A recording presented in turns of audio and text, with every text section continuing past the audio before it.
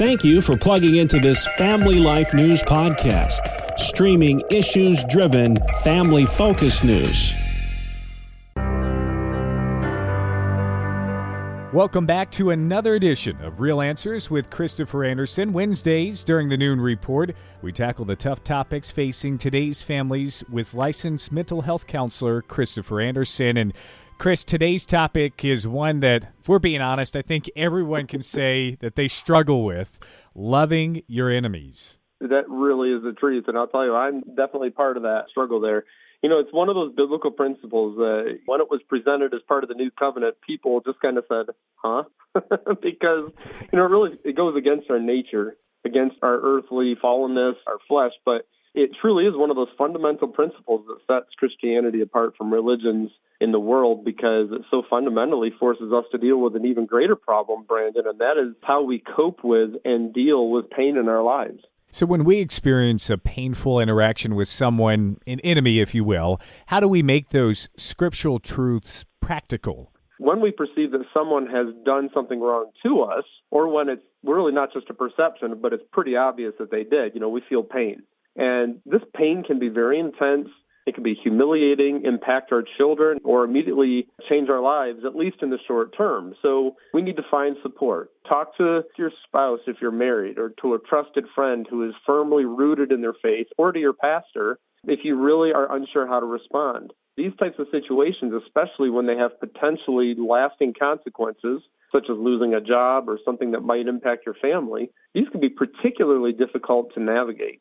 So having someone from your all-important support group that you have in your lives, the support system, having someone to help you decide what you're going to do in response is vital. So they can pray for you, or they can help you develop a strategy for coping with and addressing these types of difficult situations. But remember, too, depending on the situation, there may be legal ramifications. So, of course, we are encouraged in Scripture to handle things outside the courts if it involves other believers and is appropriate to do so. I mean, I'm not discounting that. But we also shouldn't see other believers necessarily as enemies.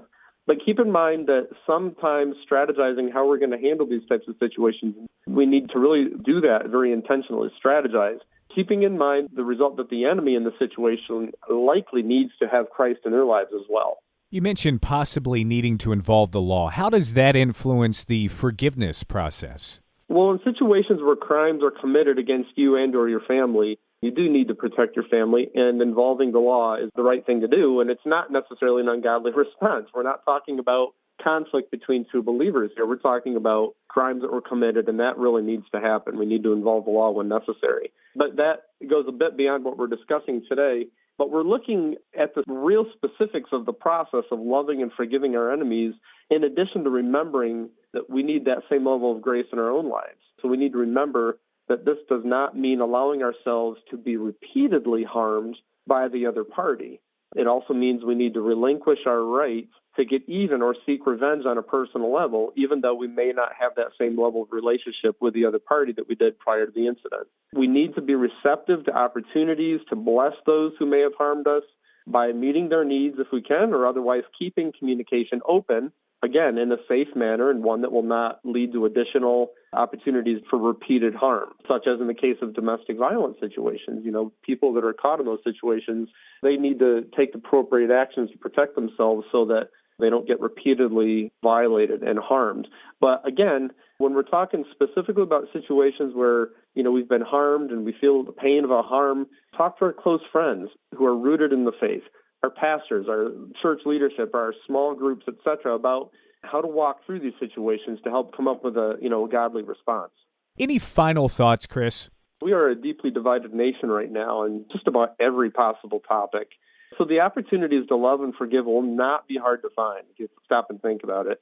I encourage folks to really give this some thought. Look for studies or small group opportunities or Sunday school class opportunities to help process this through, and just really be prepared so that when these difficult situations arise, that we're ready with a godly response. You've been listening to another edition of Real Answers with Christopher Anderson. It airs Wednesdays during the Noon Report. We tackle the tough topics facing today's families with Christian counselor Christopher Anderson.